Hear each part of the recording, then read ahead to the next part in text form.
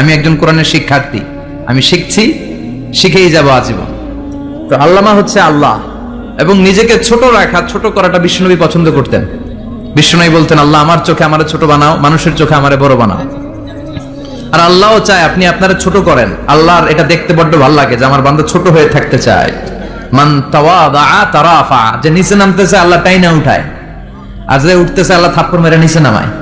কথা কন। মুসা আলাইহিস সালাম, সহিহ বুখারীর বর্ণনা, বনি ইসরাইলের লোকদের মাঝে ওয়াজ করতেছিলেন, এরকম নসিহত করছিলেন। তো একজন দাঁড়িয়ে বলল, ইয়া নবী আল্লাহ মুসা, মান আ'লামুন নাসি ফিল আরদ। হে মুসা নবী, জানতে বড় মনে চাই বর্তমান পৃথিবীর সবচেয়ে বড় জ্ঞানী কে? মুসা আলাইহিস সালাম কয় আমি। মুসা আলাইহিস সালাম কি বললেন? আমি। আনা। আসলে কথাটা ঠিক। আল্লাহ যখন যে নবীকে পৃথিবীতে পাঠায় তখন তাকে সবচাইতে বেশি জ্ঞান দিয়ে পাঠায়, সেই হিসেবে ঠিকই উনি সবচেয়ে জ্ঞানী। কিন্তু উনি এইভাবে নিজেকে সবচেয়ে বড় জ্ঞানী বলে দিবে, এটা আল্লাহর পছন্দ হয় নাই। আল্লাহ চেয়েছিলেন মুসা আলাইহিস সালাম যেন বলে আল্লাহু আ'লাম, আল্লাহই জ্ঞানী। সুবহানাল্লাহ কইবেন না? কিন্তু তা না করে উনি কি করলেন? যখন বলল সবচেয়ে বড় জ্ঞানী কে, উনি হুট করে কি বলে ফেললেন? আনা, আমি। আল্লাহ এটা পছন্দ করেনি। আল্লাহ ডেকে বললেন, মুসা ইউ আর অ্যাবসলিউটলি রং, তুমি ভুল করেছো, তুমি সবচেয়ে জ্ঞানী নও, তোমার চেয়ে বড় জ্ঞানী আছে। সুবহানাল্লাহ পড়েন। তার মানে জানার কোনো শেষ নাই, জাননেওয়ালার উপর জাননেওয়ালা আছে। আর সবচেয়ে বড় জাননেওয়ালা কে? মুসা আলাইহিস সালাম রে আল্লাহ বললেন, মুসা তোমার চেয়ে বড় জ্ঞানী আছে, তার নাম হচ্ছে খদির। কি নাম? আরো জোরে বলেন, কি নাম? খদির। উনি কোন জায়গায় বসলে ওখানে ঘাস লতা পাতা যদি শুকনো থাকতো, ওনার বরকতে ওগুলো সবুজ হয়ে যেত, এজন্য ওনার নাম খদির। কিন্তু আমরা বলি খিজির।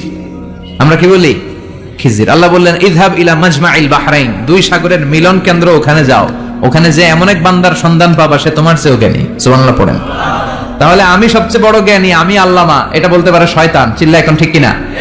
এজন্য আমরা যেন নিজেকে নিজে সবসময় ছোট করে উপস্থাপন করি, তাহলে আল্লাহর দরবারে আপনি বড় হয়ে যান। আমরা শিখতে এসেছি, শিখতেই হবে, আপনাকে পড়তেই হবে। কোরআনের প্রথম কথা হচ্ছে পড়ো, আর নিজের জীবন গড়ো। ঠিক কিনা? পড়তেই হবে আপনাকে, না পড়ে উপায় নাই। যখন যে অবস্থায় থাকবেন পড়বেন।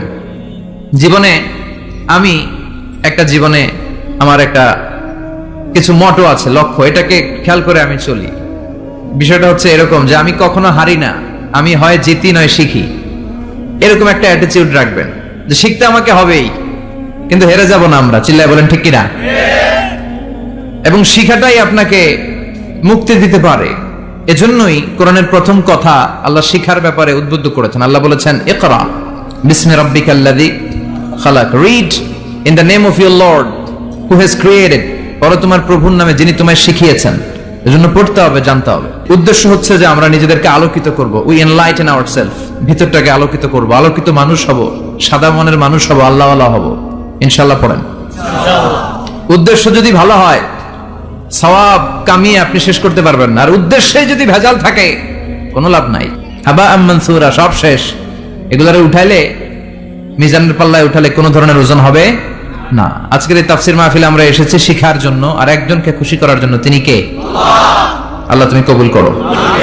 কথা বুঝতে পেরেছেন? আল্লাহ আমাদের সবাইকে কথাগুলো বুঝার ও আমল করার তৌফিক দান করুক। আমরা পড়ি আমিন।